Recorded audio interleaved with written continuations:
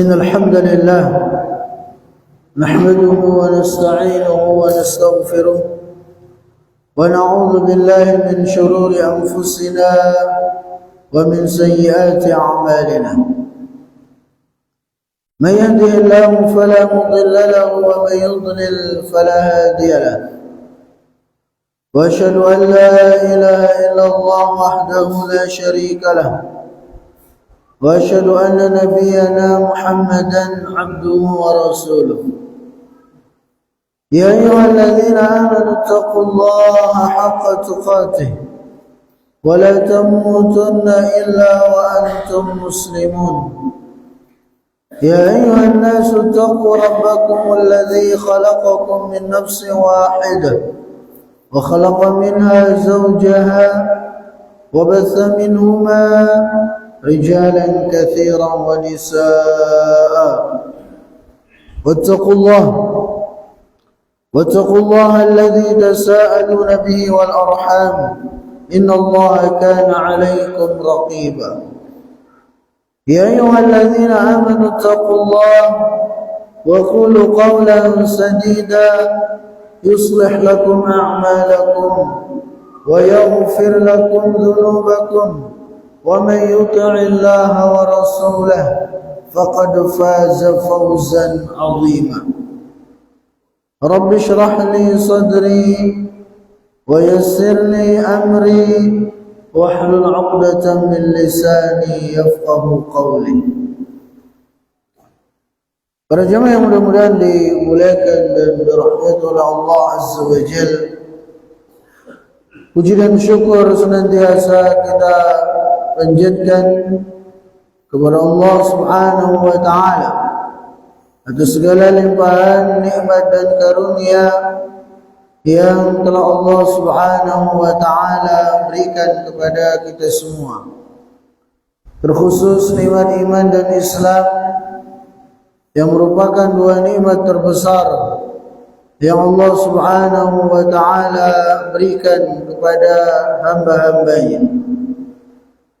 Begitu pula kita bersyukur kepada Allah Subhanahu wa taala atas nikmat kesehatan dan kesempatan yang alhamdulillah sampai saat ini Allah Subhanahu wa taala masih berikan kepada kita semua, sehingga kita bisa kembali sama-sama duduk bermajlis di tempat yang mulia ini dalam rangka kita mengkaji firman-firman Allah dan sabda-sabda Rasulullah sallallahu alaihi wasallam.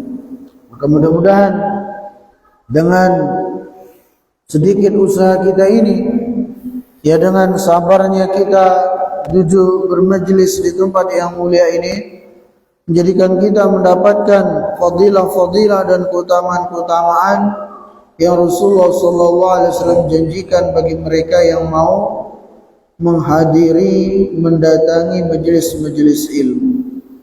Ya, seperti sabda Nabi sallallahu alaihi wasallam, "Man salaka tariqan yaltamisu fihi 'ilman, sahalallahu lahu bi tariqan ilal jannah." Yang artinya barang siapa yang menempuh suatu jalan, menempuh suatu usaha dalam rangka menuntut ilmu syar'i, niscaya Allah Subhanahu wa taala akan permudah langkahnya menuju syurga. Nah, ini yang kita harapkan.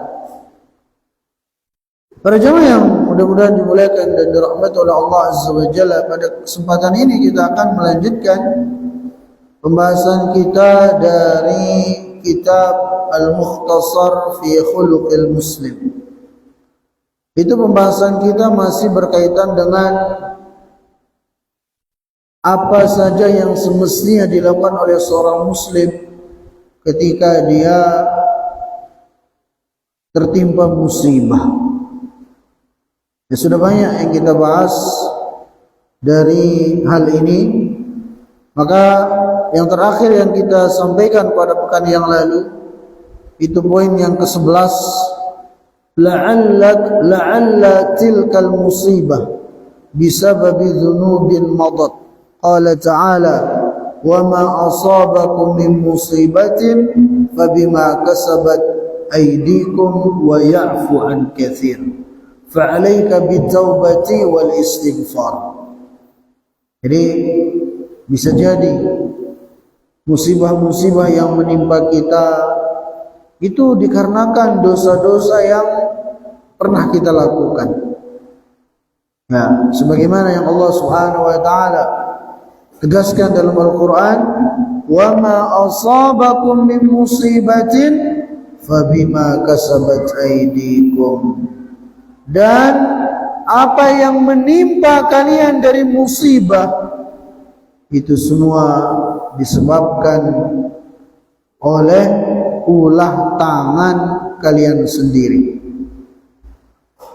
Maka ini para jamaah yang dimuliakan dan dirahmati oleh Allah Azza wa Jalla mengisyaratkan kepada kita bahwasanya musibah-musibah yang menimpa kita terkadang itu disebabkan dosa-dosa kita. Maka di antara hal yang semestinya kita perbanyak ketika kita tertimpa musibah adalah perbanyak untuk bertaubat dan beristighfar kepada Allah Subhanahu wa taala dan selalu berbaik sangka. Ya. Terus kita perbanyak istighfar, minta ampun kepada Allah. Ya, mudah-mudahan kemudian dengan sebab kita tertimpa musibah apapun bentuknya itu menjadi penghapus dosa-dosa kita. Sebagaimana yang pernah kita sampaikan, Rasulullah SAW bersabda, "La yazalul bala yusibul muslim fi nafsihi wa mali wa waladi hatta yalqa Allah wa laysa alaihi khati'atun." Kata Nabi SAW, senantiasa bala musibah itu menimpa orang yang beriman, baik itu pada dirinya, entah penyakit atau semacamnya, atau pada keluarga, atau pada hartanya, kehilangan harta misalnya, atau pada keluarganya, ya sakit ke anaknya, atau mungkin ditinggal wafat oleh orang yang dia cintai. Senantiasa seorang mukmin tertimpa musibah demi musibah, sampai-sampai kata Nabi SAW, dia berjumpa dengan Allah Azza wa Jalla dalam keadaan sudah bersih, suci dari dosa. Ya, ini menunjukkan ya kepada kita bahwasanya musibah-musibah itu akan menggugurkan, akan menghapuskan dosa seseorang. Namun itu apabila dia hadapi musibah itu dengan kesabaran. Kemudian selanjutnya, para jamaah yang mudah-mudahan dimuliakan dan dirahmati oleh Allah Azza wa Jalla, i'lam anna a'malaka as-salihah allati kunta taf'aluha fi hali as-sihhah laka ajruha fi hali maradika. Jadi ketahuilah bahwasanya amal soleh yang kita lakukan ketika kita sedang sehat, lantas kita tidak bisa mengamalkannya ketika kita sakit, maka kita akan mendapatkan pahala persis seperti kita melakukan amalan-amalan yang sudah rutin kita kerjakan tersebut. Ini menunjukkan luasnya rahmat dan kasih sayang Allah kepada kita hamba-hambanya. Jadi misalnya ada si A, dia itu rajin puasa Senin Kamis. Qadarullah dia sakit, dia rajin puasa Senin Kamis, rajin sholat malam, sholat tahajud dengan witirnya, rutin dia lakukan. Qadarullah dia sakit sehingga tidak bisa melaksanakan puasa Senin Kamis, bahkan mungkin puasa Daud, sehari puasa sehari enggak, sehingga tidak mungkin bagi dia untuk sholat malam karena kondisinya sakit. Tapi dalam hatinya itu kalau dia sehat dia akan melakukan itu semua. Cuman karena kondisi sekarang tidak memungkinkan, sehingga dia tidak bisa melaksanakan ibadah-ibadah tersebut. Nah, kata Nabi SAW, orang ini akan mendapatkan pahala persis seperti pahala dia melakukannya, walaupun dia tidak melaksanakannya. Ya, sebagaimana sabda Nabi SAW dalam hadis riwayat Imam Bukhari, "Idza maridal 'abdu aw safara kutiba lahu ma kana ya'maluhu muqiman sahihah." Yang artinya, apabila seorang hamba itu sakit atau sedang safar sehingga dia tidak bisa mengamalkan ibadah-ibadah yang sudah rutin dia lakukan, maka apa? Kutiba lahu ma kana ya'maluhu muqiman sahihah, akan ditulis bagi dia pahala dari ibadah-ibadah yang dia lakukan ketika dia sedang sehat atau ketika dia sedang mukim. Nah ini, ya, jadi kita tidak usah khawatir begitu. Ya, kadang sebagian orang ketika dia sudah rutin mengerjakan amal soleh, ibadah-ibadah sunnah khususnya, puasa sunnah kah, salat sunnah kah, ketika dia sakit itu merasa kehilangan sekali dia. Maka ini hiburan bagi orang-orang seperti itu. Anda enggak usah merasa khawatir, karena Anda tetap mendapatkan pahala persis seperti Anda mengamalkannya. Ya, sempurna pahalanya. Karena niatnya tadi itu. Nah ini. Kemudian selanjutnya, la taghfal 'anil ruqyah wal istishfa bil Quran wal ad'iyah asy-syar'iyyah. Ini khususnya kita yang diberi ujian musibah dalam bentuk penyakit. Kata beliau di sini, jangan lalai, jangan tinggalkan untuk berobat dengan ruqyah, dengan Al-Quran, dan dengan doa-doa yang syar'i yang Rasulullah Sallallahu Alaihi Wasallam ajarkan. Ya, kadang banyak manusia, banyak kaum muslimin lupa dengan obat yang diajarkan oleh Nabi Sallallahu Alaihi Wasallam. Ya,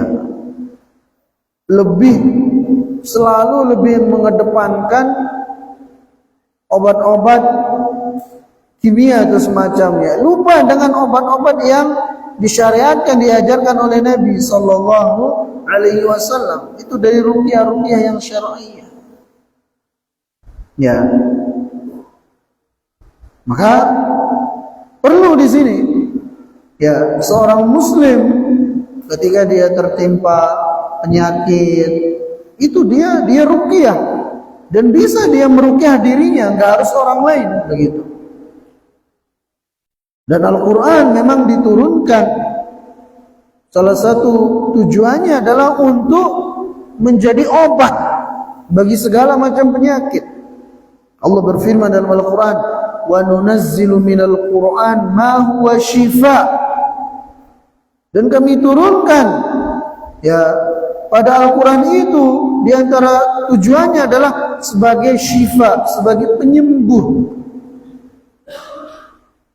Nah ini, ya, maka para jamaah yang mudah-mudahan dimuliakan dan dirahmati oleh Allah Azza wa Jalla, berobat dengan ruqyah yang syar'i ini sesuatu yang dianjurkan dalam agama kita. Ya, berobat dengan yang kimiawi juga boleh-boleh saja, nggak masalah gitu. Ya, tidak ada larangan, boleh. Cuman kita jangan tinggalkan juga ini berobat dengan ruqyah yang syar'i ini, khususnya pada penyakit-penyakit yang memang